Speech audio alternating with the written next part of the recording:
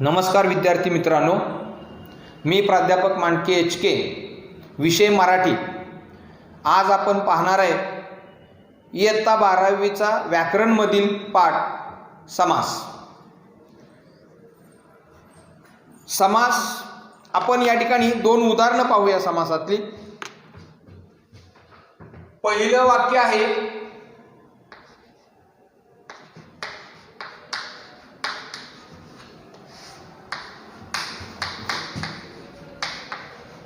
सैनिक सीमेवर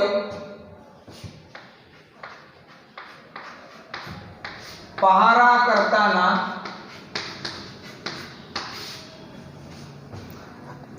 प्रतीक्षण सतर्क असतात.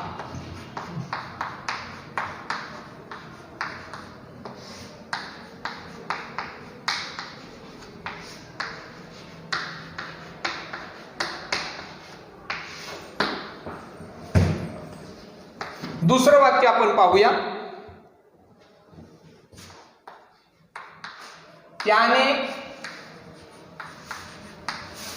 आपले तन मन धन राष्ट्रार्पण केले.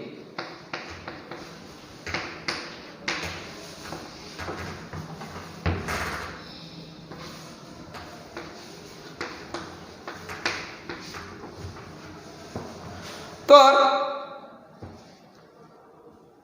सैनिक सीमेवर पहारा करताना प्रतीक्षण सतर्क असतात. त्याने आपले तन मन धन राष्ट्रार्पण केले. यामध्ये दोन सामासिक शब्द आहेत वाक्यातले, तर त्या दोन्ही शब्दाला मी अधोरेखन करतो.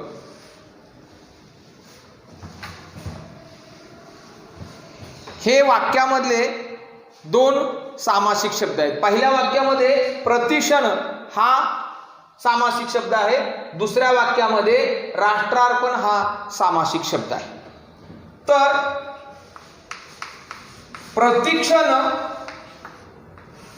हा जो शब्द आहे हा दोन शब्दापासून एकत्र आलेला आहे. प्रति आणि दुसरा आहे क्षण.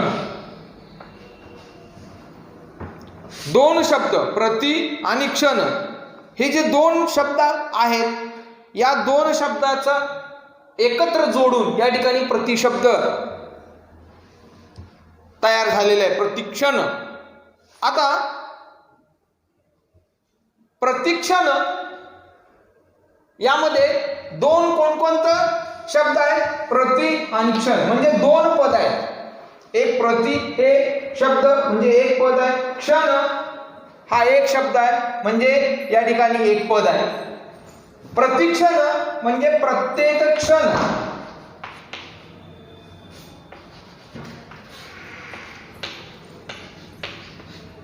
असे दोन त्याच्यामध्ये शब्द आहेत. प्रतिक्षण म्हणजे प्रत्येक क्षण, प्रति म्हणजे प्रत्येक. तर राष्ट्रार्पण या सामासिक शब्दामध्ये सुद्धा दोन शब्द आहेत.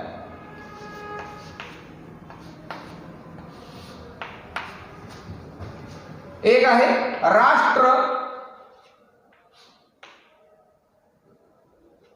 आणि दुसरा आहे अर्पण.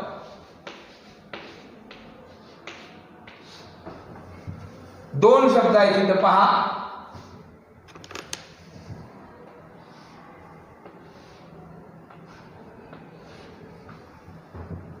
राष्ट्रार्पण यामध्ये राष्ट्र आणि अर्पण हे दोन शब्द आहेत.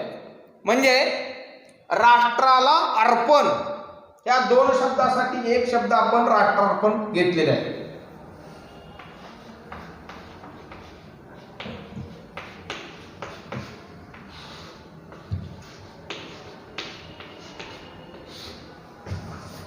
तर आता राष्ट्राला अर्पण हे दोन शब्द आहेत. या दोन शब्दाच्या ऐवजी आपण राष्ट्रार्पण हा शब्द घेतलेला आहे. म्हणजे यामध्ये जो विभक्तीचा प्रत्यय आलेला आहे ला, आपल्याला माहिती आहे विभक्तीचे प्रत्यय स लाते, स ला नाते म्हणजे द्वितीयचे प्रत्यय, चतुर्थीचे प्रत्यय स लाते, स ला नाते, असे जे प्रत्यय आपण शब्दामध्ये शब्दाला जोडतो म्हणजे वाक्य तयार करत असताना ते जोडतो, ते काढून या ठिकाणी राष्ट्रार्पण हा शब्द तयार झालेला आहे. म्हणजे दोन शब्दांचं असं जे एकत्रीकरण आहे त्या एकत्रीकरणाला समास असं म्हटलेलं आहे. आता शब्दांच्या एकत्रीकरणाला, दोन शब्दांच्या एकत्रीकरणाला समास असं म्हटलेलं आहे. समासाची व्याख्या काय आहे पहा.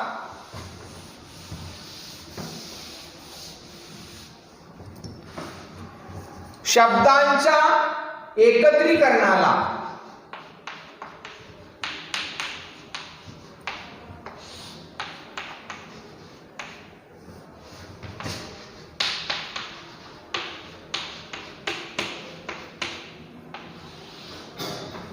समास म्हटलेला आहे. तर शब्दांच्या एकत्रीकरणाने जो एक शब्द तयार होतो त्याला सामासिक शब्द असं म्हटलेलं आहे. शब्दांच्या एकत्रीकरणाने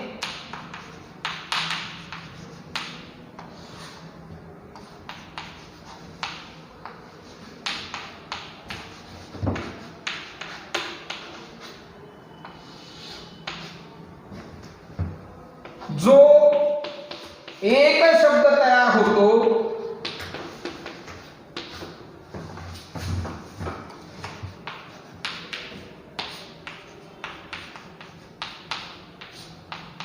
त्याला सामासिक शब्द असे म्हणतात.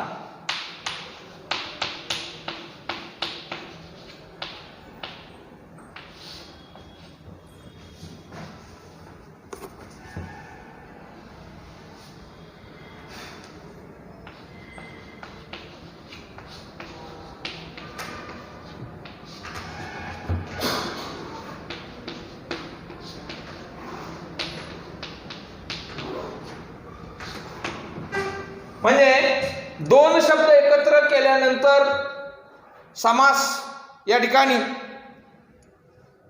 होतो. म्हणजे शब्दांच्या एकत्रीकरणाने जो एक शब्द एकत्र केला जातो त्याला सामासिक शब्द असं म्हटलेलं आहे. आता याच सामासिक शब्दाचं जेव्हा आपण फोड करतो, या ठिकाणी पहा आपण कशी फोड केलेली आहे. प्रतिक्षण याची फोड प्रत्येक क्षण अशी झालेली आहे. राष्ट्रार्पण याची फोड राष्ट्राला अर्पण अशी होते. तर अशी जी शब्दाची फोड करण्याची पद्धत आहे त्याला सामासिक शब्दांचा विग्रह असं म्हटलं जातं. पहिल्या सुरुवातीला एक गोष्ट लक्षात घ्या की आपण सामासिक शब्द तयार जो केलेला आहे तो सामासिक शब्द हा संपूर्ण सामासिक शब्दामध्ये असणारे इतर शब्द वगळून एक शब्द त्याचा तयार करतो. उदाहरणार्थ 5 वडांचा समूह, यामध्ये 5 वडांचा समूह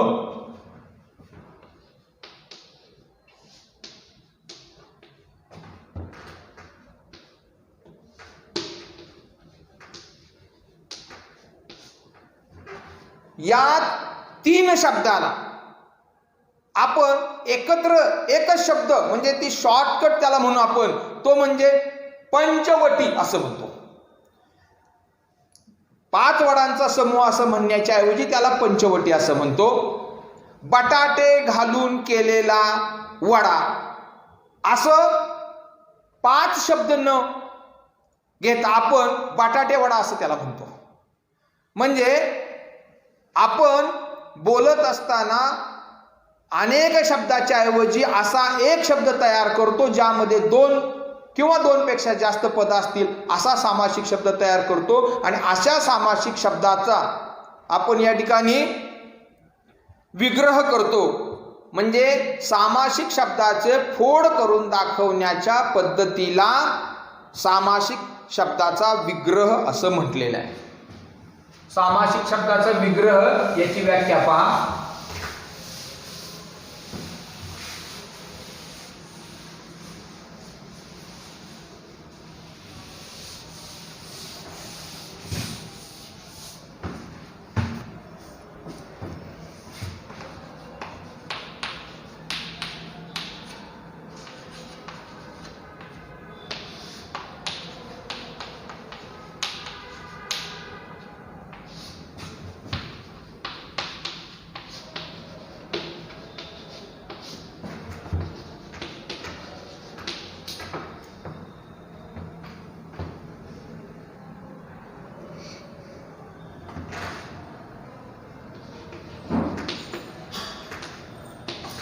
पद्धतीला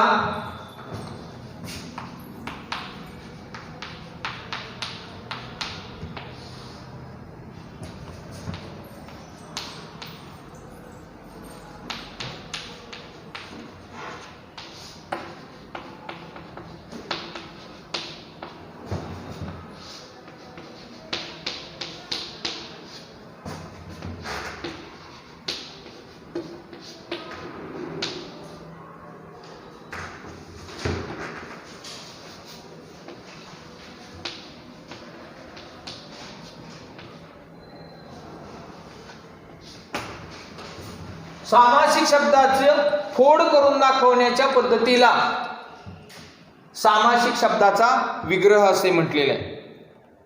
आता आपण पाहिलेलं आहे बटाटे वडा म्हणजे बटाटे घालून तयार केलेला वडा, पंचवटी म्हणजे 5 वडांचा समूह, तसं घरोघर हा सामासिक शब्द आहे. याचा विग्रह आपण केलेला आहे प्रत्येक घरी.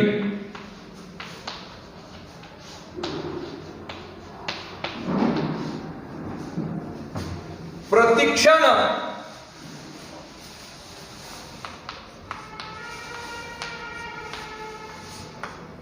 प्रत्येक क्षणाला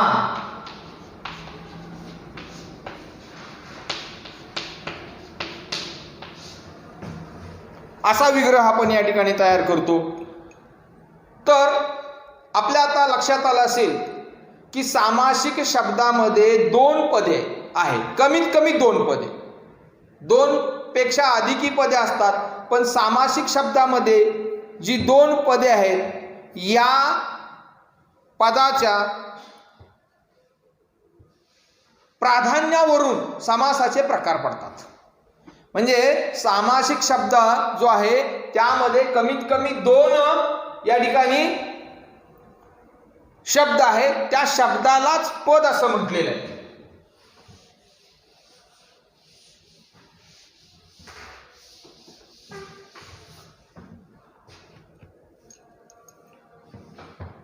पहा शब्द प्रतिदिन हा शब्द आहे सामासिक शब्द. यामध्ये 2 शब्द आहेत, प्रति आणि दिन. हा एक शब्द आहे आणि दिन हा दुसरा शब्द आहे. तर या प्रति एक शब्द आहे, याला पद असं म्हटलेलं आहे आणि या दुसऱ्या शब्दाला सुद्धा एक पद म्हटलेलं आहे. 2 पद आहेत, हे एक पद आणि हे दुसरं पद. आता या 2 पदाच्या प्राधान्य क्रमावरून सामासिक शब्दाचे प्रकार पडतात. म्हणजे सामासिक शब्दामधलं जर पहिलं पद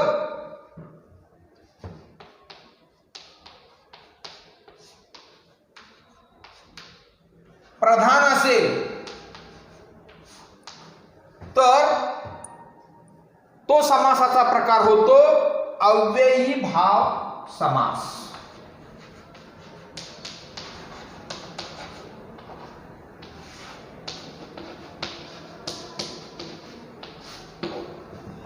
यामध्ये प्रतिदिन हा सामासिक शब्द आहे. या शब्दातल्या पहिलं जे पद आहे याला महत्व आहे. पहिलं पद प्रधान असेल, प्रधान म्हणजे महत्वाचे, प्रमुख, आणि दुसरं पद गौण. पहिलं पद ज्या सामासिक शब्दातलं प्रधान असतं तो सामासिक शब्द जो पहिलं पद प्रधान असतं आणि दुसरं पद गौण असतो, तर असं पहिलं पद प्रधान असणारा सामासिक शब्द असेल तर त्याला अव्ययी भाव समास असं म्हटलेलं आहे. आता दुसरे पद प्रधान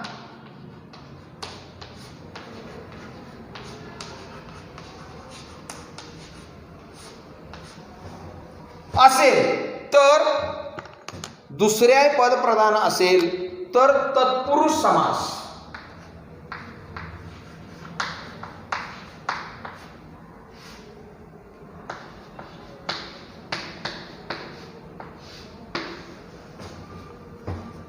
उदाहरणार्थ सूर्योदय,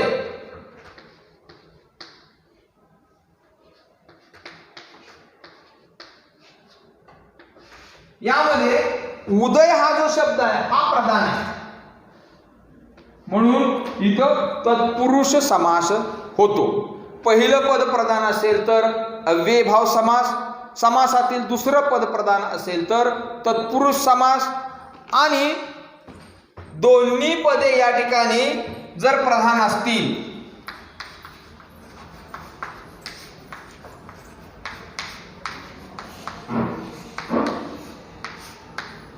तर द्वंद्व समास.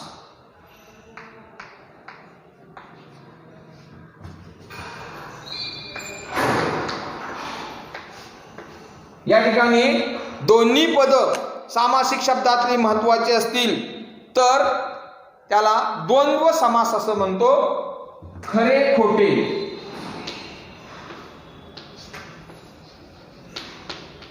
हा सामासिक शब्द आहे आणि या सामासिक शब्दामधले दोन्ही पद खरे आणि खोटे दोन्हीही पदे प्रधान आहेत. दोन्ही पदे प्रधान असतील तर त्या ठिकाणी द्वंद्व समास होतो.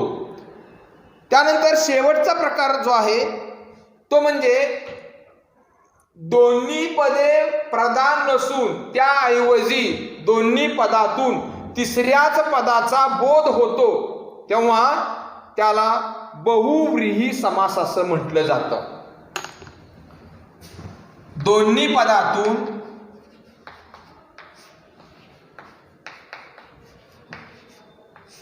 तिसऱ्याच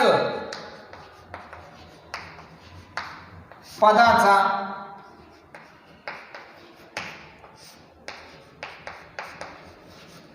बोध होत असेल तर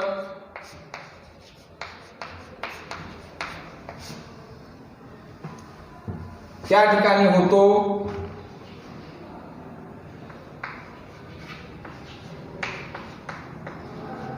बहुव्रीही समास.